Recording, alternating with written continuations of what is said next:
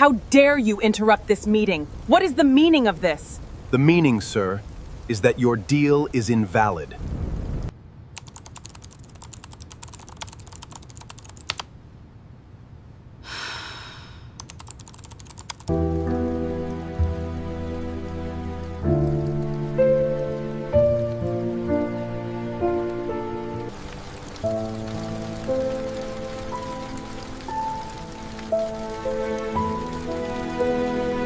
Careful, sweetheart. In rooms like this, people can hear where you came from. The laughter around the dining table rolled softly beneath the crystal chandeliers like expensive music, low and polished, but sharp enough to cut. Naomi Carter kept her eyes lowered as she poured Cabernet into a diplomat's glass, her white gloves smooth against the bottle, her posture calm despite the heat crawling up the back of her neck. The dining hall inside Whitmore Manor glowed gold beneath imported Italian lighting. Every silver fork aligned perfectly on linen, so white it almost reflected the ceiling. Outside, rain streaked down the floor-to-ceiling windows overlooking the Manhattan skyline, nearly 40 stories below. Inside, men worth billions discussed oil routes, trade agreements, and foreign investments as if entire countries were chess pieces sliding across marble. Richard Whitmore sat at the center of the table with one arm draped casually over his leather chair, his gray suit tailored so perfectly it looked sculpted onto him. The guests laughed because he laughed. That was how power worked in rooms like this. Naomi reached toward the next glass carefully, but Richard lifted his bourbon slightly and smiled without warmth. "Say it again," he said. "The way you pronounced champagne." A few guests exchanged amused glances. Naomi paused only for half a second. "Would you like another pour, sir?" Her southern accent came soft and measured, touched by years spent in Georgia heat and long bus rides through neighborhoods most people at that table had never seen outside car windows. Richard chuckled. "See? That right there. Cheap accents always make expensive things sound nervous." More laughter followed, this time louder. One woman covered her mouth behind a wine glass. A man from London smirked openly. Naomi's fingers tightened slightly around the bottle, but her face never changed. She simply stepped back beside the wall with the rest of the serving staff, quiet as marble. That was the rule in houses like Whitmore Manor. Be useful. Be invisible. Across the room, a fire cracked softly beneath an enormous oil painting of Richard shaking hands with presidents and royalty. The scent of cedar smoke mixed with aged whiskey and perfume worth more than Naomi's monthly rent. She could feel every syllable of his joke still hanging in the air, floating above the china and candlelight like invisible dust. But Richard Whitmore had no idea who he had just humiliated. None of them did. Earlier that same morning, Naomi had spent 3 hours inside her tiny Queens apartment translating Arabic policy notes for a freelance diplomatic consultant while her mother slept beside an oxygen machine, humming quietly near the kitchen window. Stacked beside Naomi's laptop sat old interpreter badges from Geneva summits she no longer talked about, hidden beneath unpaid electric bills and grocery coupons. Nobody at Whitmore Manor knew the maid carrying their wine had once translated speeches for international negotiators before life collapsed under hospital debt and family illness. To them, she was just another black maid with a cheap accent. Richard lifted his fork again, still smiling at the guests around him. "You know," he said casually, cutting into his steak, "money can buy almost anything. Except refinement." The room answered with another ripple of approval. Then suddenly, at the far end of the dining table, one of the foreign diplomats stopped chewing. His eyes narrowed at the document beside his plate. The older man slowly lowered his glasses, confusion darkening his face as rain tapped harder against the windows. "Excuse me," he said carefully in Arabic. "This translation is completely wrong." The air inside the dining hall shifted instantly. It was subtle at first, just the faint scrape of a chair against polished hardwood and the soft clink of silverware being lowered onto porcelain plates. But Naomi felt it immediately. Powerful people only became quiet when money was threatened. The older diplomat from Abu Dhabi adjusted his glasses again, his brows tightening as he stared down at the translated agreement beside his untouched sea base. Rain crawled slowly down the towering windows behind him, turning the Manhattan skyline into streaks of blurred gold and gray. "This wording is incorrect," he repeated in Arabic, slower this time. Several guests exchanged confused glances while the official interpreter seated near the fireplace quickly leaned forward. "There must be some misunderstanding, Your Excellency," the interpreter replied carefully, though his voice carried the first crack of panic. The agreement was reviewed twice. The diplomat shook his head once. "No. This clause changes sovereign authority over the shipping corridor." Forks stopped moving around the table. Richard Whitmore's confident smile faded slightly around the edges. "What exactly is the issue?" he asked, his tone still polished but tighter now. The interpreter hesitated as he scanned the document again. A thin layer of sweat had appeared near his collar despite the cool air flowing through the room. "It appears to be a nuanced translation matter." Naomi stood motionless beside the wall, fingers folded neatly in front of her apron, but her pulse had started to climb. She had noticed the error nearly 20 minutes earlier while refilling water glasses near the diplomat's chair. One mistranslated Arabic phrase. 12 words. That was all it took to turn a trade partnership into a political insult. She tried to ignore it. She truly did. People like her were not supposed to speak in rooms like this unless asked, especially after being laughed at moments earlier. Richard leaned back in his chair and exhaled impatiently. "Then clarify it," he said to the interpreter. "That is what we are paying you for." The interpreter swallowed hard and attempted another explanation in Arabic, but the diplomat's expression darkened almost immediately. Across the table, another foreign delegate whispered something sharply under his breath. Naomi closed her eyes for one brief second. The wording was getting worse.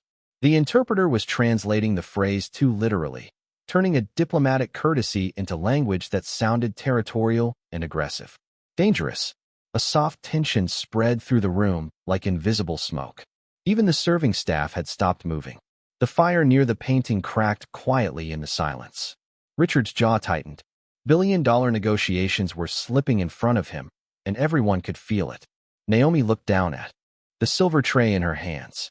Her reflection stared faintly back at her beneath the chandelier light. A maid in a black uniform. White gloves. Cheap accent. Invisible woman.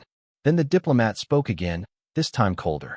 "If this is truly the position of Whitmore Global, then perhaps this dinner has been a waste of time." Richard sat upright immediately. "No," he said sharply. "There is clearly confusion here." The interpreter opened his mouth again, but Naomi spoke before she could stop herself. "Sir," she said softly from beside the wall, her voice calm but clear enough to cut through the room. "The translation is wrong because the phrase is regional, not formal." Every head turned toward her at once. The interpreter blinked in disbelief. Richard's eyes narrowed instantly. Naomi could feel the weight of the room crashing onto her shoulders, but she kept her posture steady. "The clause does not suggest cooperation," she continued carefully. "In Gulf Arabic, the wording implies surrender of jurisdiction." Silence hit the dining hall so completely that even the rain outside suddenly sounded louder. Richard Whitmore stared at Naomi as if the room itself had betrayed him. For a long second nobody moved. The diplomat from Abu Dhabi slowly lowered his document onto the white linen tablecloth, while candlelight flickered across the gold seal embossed on the agreement. Somewhere near the back hallway, a serving tray rattled softly against crystal stemware before falling still again. Naomi could feel every pair of eyes fixed on her black uniform, her gloves, her face. The same people who had laughed at her accent less than 5 minutes earlier now looked at her like she had suddenly appeared from nowhere. Richard finally broke the silence with a cold smile that did not reach his eyes. "I think we are all very impressed," he said carefully. "But this discussion is being handled by professionals." A few guests shifted uncomfortably in their seats. Naomi lowered her eyes slightly. "Yes, sir." But the diplomat lifted one hand before she could step back. "No," he said firmly in Arabic. "I want her to explain." The official interpreter froze beside the fireplace. Naomi could practically hear his breathing from across the room. Richard's jaw flexed once. He was losing control of the dinner, and everyone knew it. Outside, thunder rolled somewhere beyond the rain-soaked skyline. Naomi stepped forward slowly, the soft carpet swallowing the sound of her shoes. Her heart beat harder with every step toward the table, but her voice remained steady. "The phrase used in paragraph 4, she explained gently, switching into fluent Arabic, is not interpreted formally in Gulf negotiations. It carries historical implications connected to territorial submission. The diplomat's eyes widened slightly. Another delegate beside him leaned forward immediately. Naomi continued before fear could catch her. The literal wording is technically correct, she said, now shifting seamlessly into polished French for the European delegates. But diplomatically, it changes the power relationship between both parties. A quiet wave of disbelief spread across the table. One woman slowly lowered her wine glass without taking a sip. Richard stared at Naomi like he was trying to solve a problem that no longer made sense. The maid he mocked for sounding unrefined was now speaking the languages of people whose approval he spent his entire career chasing. Naomi reached carefully toward the document beside the diplomat's plate. "May I?" she asked softly. The diplomat nodded immediately. Naomi adjusted the paper slightly beneath the chandelier light. The gold bracelet on her wrist glimmered faintly beside the contract as she traced one sentence with her finger. This wording, she explained in English now, calm and precise, would be understood as surrendering independent authority over maritime oversight. In international negotiations, wording like that can collapse trust instantly. The room went silent again. Even Richard's business partners looked pale now. One mistake, one sentence, hundreds of millions of dollars balanced on a translation nobody else had caught. The official interpreter swallowed hard and avoided eye contact completely. Richard slowly rose from his chair. "Where exactly did you learn to speak like this?" he asked. His voice sounded quieter than before, less certain. Naomi hesitated for only a moment. "Geneva," she answered simply. A faint crease appeared between Richard's brows. "Geneva?" Naomi nodded once. "I worked there years ago." The diplomat from Abu Dhabi leaned back slowly, studying her with open curiosity now instead of polite distance. "You were trained professionally," he said. It was not a question. Naomi looked down briefly at the white gloves folded neatly in her hands. "Yes, sir." The fire cracked softly behind them. Rain continued sliding down the massive windows overlooking Manhattan, but inside Whitmore Manor, the atmosphere had completely changed. Naomi could feel it in the silence. Nobody was laughing anymore. The tension inside Whitmore Manor no longer felt elegant. It felt fragile, like glass stretched too thin. Richard remained standing near the center of the table, one hand resting against the back of his leather chair, while the diplomats quietly exchanged looks with one another. Nobody reached for their wine anymore. Nobody touched the food cooling beneath the chandelier light. Naomi stood beside the contract with her hands folded carefully at her waist, trying to ignore the pounding of her own heartbeat. She had crossed a line that people in her position were never supposed to cross. A maid was supposed to refill glasses, not correct international negotiations. Richard finally forced a small laugh into the silence. "Well," he said, smoothing the front of his suit jacket, "it appears we have hidden talent among the serving staff." The joke landed weakly. Nobody laughed this time. The diplomat from Abu Dhabi kept his attention fixed on Naomi instead. "You said you worked in Geneva," he said. "For whom?" Naomi hesitated. Her eyes dropped briefly toward the polished silverware reflecting candlelight across the table. "The International Trade Mediation Council," she answered quietly. One of the European delegates nearly blinked in surprise. "You worked there?" Naomi nodded once. "I was part of the language coordination team." Richard's expression shifted almost imperceptibly. The room seemed to tilt beneath him. He had spent years trying to build relationships with people connected to those organizations, yet the woman carrying his wine glasses had once stood inside those same circles. "Why are you working here?" one delegate asked gently before Richard could interrupt. Naomi looked toward the rain sliding down the massive windows. "My mother got sick," she said softly. "After her stroke, I came back to New York to take care of her." Her voice remained calm, but something in the room changed again. The diplomats no longer looked at her with curiosity alone. Now there was respect in their faces too. Richard noticed it immediately, and it unsettled him more than the translation mistake itself. Respect was currency in rooms like these, and he could feel it shifting away from him. The official interpreter cleared his throat nervously. "The wording can still be corrected," he muttered quickly. "Perhaps we should move on." But the diplomat from Abu Dhabi shook his head. "No," he said firmly. "I would like Miss Carter to continue reviewing the agreement." The sentence hit Richard like cold water. Naomi looked up in surprise. "Sir." The diplomat gave a small nod. You understand the cultural implications better than anyone here. Richard's jaw tightened instantly. This was his dinner, his negotiation, his moment. And somehow the center of the room had shifted toward the Blackmaid he mocked less than 30 minutes earlier. Richard stepped toward the fireplace slowly, bourbon glass still in hand. The ice inside clinked softly against crystal. That is very generous, he said carefully. But Miss Carter is employed as domestic staff. She is not officially part of Whitmore Global. Naomi lowered her eyes again. The old humiliation returned for just a second, quiet and familiar. Domestic staff. The phrase settled into the room like dust. But before she could step away, another voice interrupted from the far side of the table.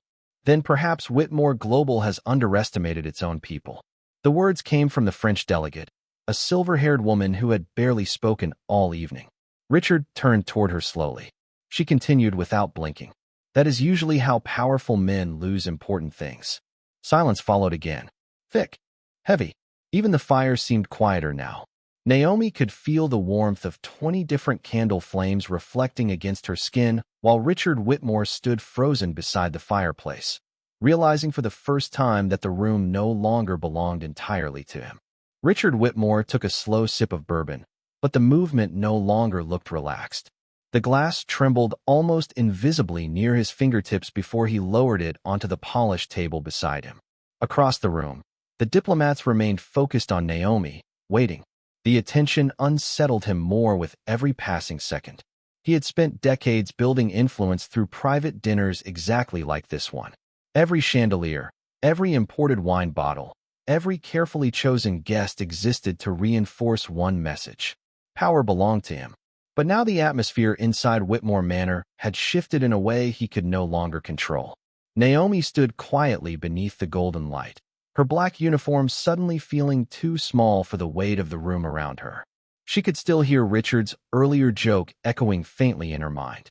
Cheap accent. The words had settled into her chest harder than she wanted to admit. Not because they were new, but because they were familiar. She had heard versions of them her entire life. In Georgia classrooms, at scholarship interviews, inside Geneva conference halls where people praised her intelligence until she opened her mouth long enough for them to hear where she came from.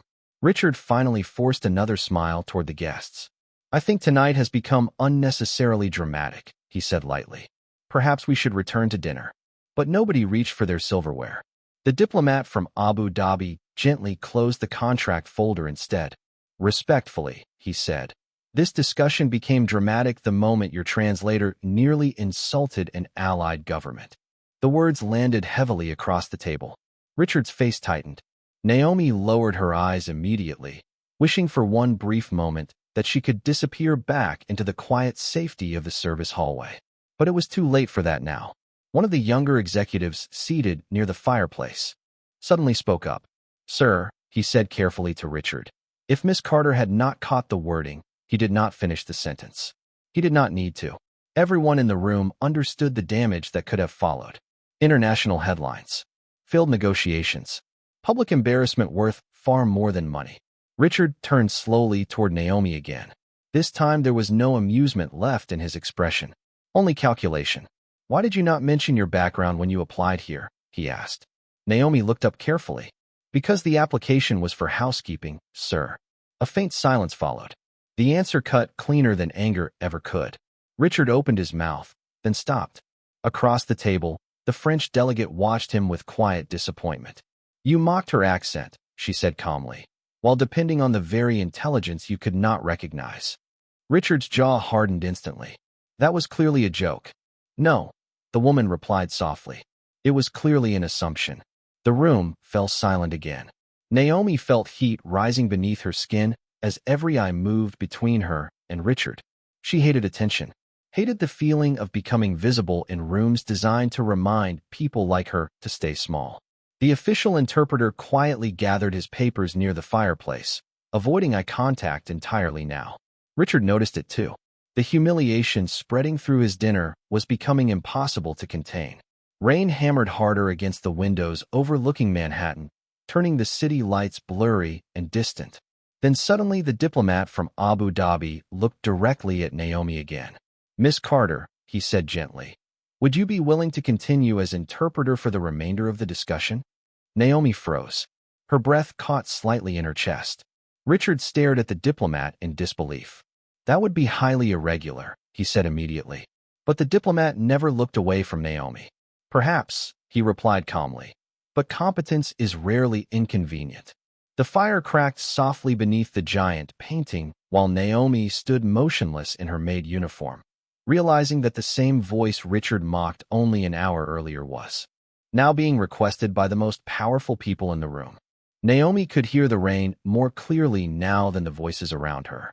It slid down the massive glass windows in long silver streams, blurring the lights of Manhattan into soft streaks that looked almost unreal against the dark sky. For a moment, she did not answer the diplomat's question. Her fingers rested lightly against the edge of the contract folder while the warmth of the chandelier lights settled across her shoulders. Interpreter. The word alone carried memories she had spent years trying to bury beneath grocery receipts, hospital bills, and late-night subway rides home from cleaning jobs. Richard Whitmore remained standing near the fireplace, silent now, bourbon untouched beside him. The room waited. Naomi finally drew a slow breath. "If it helps avoid misunderstanding," she said quietly, "then yes, sir." The diplomat nodded once with visible relief. Across the table, several executives exchanged uneasy looks. One of them quickly slid the corrected documents closer to Naomi while the official interpreter stepped farther back into the shadows near the wall, his face pale beneath the firelight. Naomi removed her white serving gloves slowly, placing them beside the silver tray she had carried all evening. The small gesture changed something in the room. It was subtle, but undeniable. She no longer looked like part of the background. Richard noticed it immediately. Naomi stepped toward the center of the table, smoothing the edge of the document beneath her fingertips. Her black uniform remained simple. Her shoes still carried the ache of 12 straight hours on marble floors. But when she spoke again in Arabic, the room transformed around her. Her voice flowed calm and measured through the silence, rich with the careful precision of someone trained to carry meaning without damaging dignity. The diplomat from Abu Dhabi listened closely, then slowly smiled for the first time all evening. "Yes," he said softly. "That is the correct phrasing." A quiet release of tension moved through the room, like a held breath finally escaping. Naomi continued translating line by line, shifting between Arabic, French, and English with smooth control while rain tapped gently against the glass behind her. Every sentence restored stability to negotiations that had nearly collapsed less than an hour earlier. Richard watched without speaking. The same accent he mocked earlier still touched her English softly, warm and southern beneath the polished cadence of diplomatic language. But now he heard it differently. Now everyone did. The French delegate leaned back slightly in her chair, studying Naomi with open admiration. "Remarkable," she murmured. Naomi lowered her eyes briefly. Compliments still made her uncomfortable. They always had, especially after years spent learning how quickly admiration could disappear once people noticed her skin, her background, or the exhaustion hidden behind her calm smile. As the meeting continued, the atmosphere inside Whitmore Manor changed completely. The laughter was gone. So was the arrogance. The room felt quieter now, smaller somehow, more honest. Even the candle flames seemed steadier. Naomi reached the final page of the agreement and carefully closed the folder. The language now reflects mutual oversight instead of unilateral authority, she explained gently. Both sides maintain equal jurisdiction. The diplomat nodded with satisfaction. Excellent. One by one, signatures finally touched paper. Pens moved softly across contracts worth hundreds of millions of dollars while Naomi stood beside the table in silence. The former maid now trusted more than the professionals originally hired for the evening. Richard looked down at his untouched bourbon glass again. The ice had melted completely. He could still remember the sound of everyone laughing at her accent earlier. The memory sat heavier in his chest now than he expected. Across the room, Naomi quietly slipped her white gloves back on after the final signature was completed, as if trying to place herself back into the smaller role the world had assigned her. But it no longer fit the same way, and everyone in that room knew it. The meeting ended just after midnight. One by one, the diplomats gathered their leather folders and rose from the long dining table while the storm outside softened into a cold silver drizzle across Manhattan. The atmosphere inside Whitmore Manor no longer carried the sharp arrogance from earlier that evening. It had settled into something quieter, heavier. Naomi stood near the end of the table collecting empty water glasses while the guests spoke to her with a respect that still felt unfamiliar against her skin. "Your interpretations save this negotiation," the French delegate told her softly before slipping on her coat. Naomi lowered her eyes politely. "I was only trying to help." The woman smiled faintly. "That is usually what extraordinary people say." Richard Whitmore remained near the fireplace watching everything in silence. The flames reflected against the dark windows behind him, while diplomats who once came to impress him now stopped to shake Naomi's hand before leaving. Every gesture tightened something quietly inside his chest. He had built entire industries around reading people quickly. Investors, politicians, competitors. Yet somehow he had looked directly at Naomi Carter and seen almost nothing at all.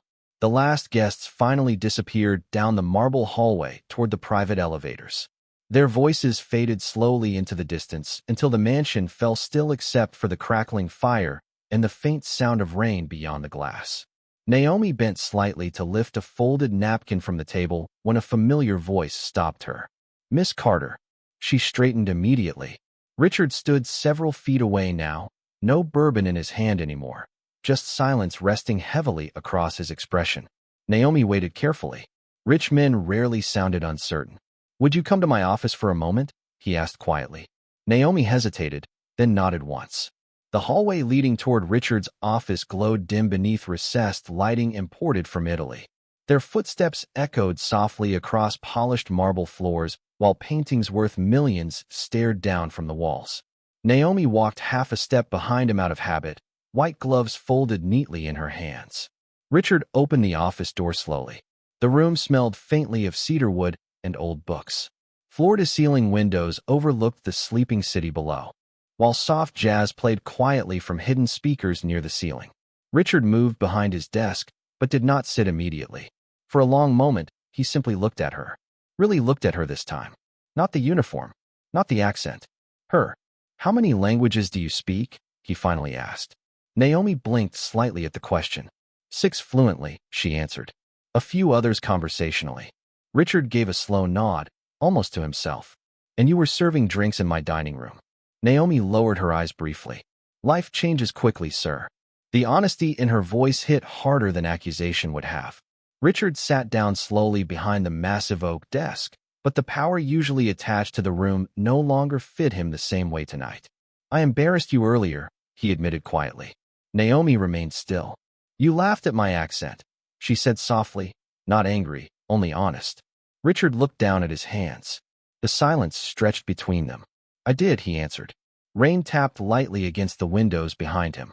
Naomi glanced toward the skyline, glowing beneath the storm clouds. "People hear southern accents and think small," she said gently. "Especially when the voice belongs to someone who looks like me." Richard swallowed hard. There was no defense left for him now. No clever response. No polished business language capable of softening what the evening had revealed about him. Naomi stood calmly beneath the office light, while the billionaire who mocked her only hours earlier sat in complete silence, finally understanding that refinement had never belonged to money at all. Richard Whitmore remained seated behind the massive oak desk long after the silence should have become uncomfortable. But somehow it did not. The office felt different now, stripped of the polished certainty it carried earlier that evening. The city lights below shimmered through rain-stained windows while soft jazz drifted quietly through the room like something distant and tired. Naomi stood near the doorway holding her white gloves gently against her palm, unsure whether she was still being addressed as staff or something else entirely. Richard finally leaned back in his chair and exhaled slowly. "I have spent 30 years negotiating with world leaders," he said quietly. "And tonight the most qualified person in my house was carrying wine glasses." Naomi lowered her eyes for a moment. Qualifications do not always matter once life happens. Richard looked at her carefully. There was no bitterness in her voice. That unsettled him more than anger would have. Most people wanted something from him after moments like this. Revenge, recognition, compensation. But Naomi only sounded tired. Tired in a way money could not fix. Richard glanced toward the interpreter badges resting partially visible inside Naomi's worn handbag near the office chair. Geneva, Vienna, Brussels. Names he spent fortunes traveling to. Why did you never go back? He asked softly. Naomi looked toward the rain sliding across the glass. My mother needed full-time care after the stroke, she answered. The medical bills came fast. I sold my apartment in Switzerland 6 months later. Richard remained silent. Naomi continued carefully, almost as if speaking to herself now. At first I thought it would only be temporary. A year maybe. Then interviews stopped going well. She smiled faintly without humor. People looked at my resume, then looked at me, then heard my accent. The room fell quiet again. Richard could hear the soft ticking of the antique clock near the bookshelf behind him. Every word she spoke peeled away another layer of the assumptions he had built his entire life around. And tonight, Naomi said gently, you heard it too. Richard swallowed hard. He could not deny it. The memory embarrassed him now in ways public failure never had. The joke, the laughter, the way he reduced her to entertainment because her voice sounded different from the polished executives surrounding his table. Richard stood slowly and walked toward the window overlooking Manhattan. The storm clouds were beginning to break apart above the skyline, revealing scattered lights across the river. You saved that deal tonight, he said quietly. Naomi shook her head once. I corrected a misunderstanding. You saved me from international humiliation. Naomi did not answer. Richard turned back toward her. I owe you an apology. The words sounded unfamiliar coming from him. Naomi studied his face for a long second. Not with triumph. Not with satisfaction. Just honesty. I accept that, she said softly. Richard looked surprised by how quickly she answered. Naomi slipped her gloves back onto her hands carefully, smoothing the fabric over her fingers. But apologies do not erase the way people see each other, she continued gently. Sometimes people hear intelligence differently, depending on who is speaking. The sentence settled into the office with quiet weight. Richard looked down at the city below again, unable to argue because he knew she was right. He had spent years surrounding himself with polished voices, expensive schools, controlled accents, believing refinement belonged to people who looked and sounded a certain way. Tonight, a black woman in a maid uniform dismantled that belief in front of everyone he respected most. Naomi picked up her handbag slowly. It is late, she said softly. My mother will be awake, soon waiting for me to get home. Richard turned immediately. Wait. Naomi paused near the doorway. Richard hesitated for the first time in years. Then finally he asked, quieter now than she had ever heard him speak before. Would you ever consider returning to diplomacy if the opportunity existed again? Naomi looked at him carefully while rain continued tapping softly against the windows behind them. For the first time that evening, something warm flickered gently across her face. Not victory, not revenge, just possibility. 3 months later, the rain was gone from Manhattan. Spring sunlight spilled across the glass towers near the East River, turning the city bright and restless beneath a pale blue sky. Inside the International Economic Forum building on Lexington Avenue, diplomats, journalists, and business leaders moved through security checkpoints beneath the low hum of polished conversation and clicking heels against marble floors. Large digital screens displayed the morning agenda in English, French, and Arabic while camera crews adjusted equipment near the main auditorium entrance. Naomi Carter stood quietly near the interpreter station, smoothing the sleeve of her navy blue suit jacket. The fabric still felt unfamiliar against her skin after years spent in housekeeping uniforms and late-night service shifts. Around her neck hung a silver accreditation badge that caught the morning light every time she moved. Interpreter and cultural liaison. Naomi looked down at the words for a brief second, almost as if she still did not fully believe them herself. Behind the enormous glass walls overlooking the city, sunlight reflected across the river in long ribbons of gold. Her phone vibrated softly inside her bag. A message from her mother. Proud of you, baby. Naomi smiled gently and slipped the phone away. The doors to the auditorium opened slowly as delegates began filing inside. Some of them recognized her immediately from the Whitmore negotiation dinner weeks earlier. A few stopped to greet her warmly in Arabic or French before taking their seats. Naomi answered each greeting calmly, though part of her still felt like the same woman carrying wine glasses beneath chandeliers while trying not to speak too loudly. Across the lobby, Another figure stepped through the entrance, surrounded by assistants and security staff. Richard Whitmore. Conversations shifted subtly as people noticed him. He wore another perfectly tailored gray suit, but something about him seemed quieter now, less polished around the edges. His eyes moved across the crowded forum until they found Naomi standing near the interpreter station. He stopped walking immediately. For one long second, neither of them spoke. Then Richard crossed the marble floor toward her, while morning sunlight stretched behind him through the towering windows. "Miss Carter," he said softly. Naomi turned fully toward him. "Good morning, Mr. Whitmore." Richard glanced briefly at the accreditation badge resting against her jacket. A faint smile touched his face. "Looks more appropriate than the apron." Naomi laughed quietly under her breath before she could stop herself. The sound surprised both of them. Richard looked relieved to hear it. "I wanted to thank you again," he said. "The Abu Dhabi agreement closed last week." Naomi nodded gently. "I heard." Richard hesitated before continuing. "They specifically requested you for future negotiations." Naomi blinked once in surprise. Richard smiled faintly. Apparently competence leaves an impression. The announcement chime echoed softly through the lobby, signaling the start of the morning session. Delegates began moving toward the auditorium doors in slow waves of conversation and polished shoes. Richard stepped slightly aside to let Naomi pass first. A small gesture. Simple. But people noticed. Naomi paused for half a second before walking toward the auditorium entrance beneath the warm flood of morning light. Cameras flashed somewhere deeper inside the forum hall, while voices blended softly in half a dozen languages around her. Richard remained standing near the lobby windows watching her go. The same woman he once reduced to a joke about a cheap accent now walked confidently toward a stage filled with foreign diplomats waiting to hear her speak. Naomi reached the auditorium doors and glanced briefly over her shoulder. Richard gave one quiet nod. No speeches. No grand redemption. Just understanding. Then Naomi stepped into the light of the international stage, while behind her the city shimmered bright and endless beyond the glass.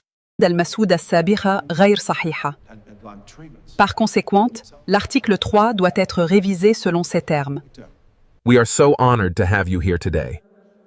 Thank you, Minister. I look forward to the discussions ahead.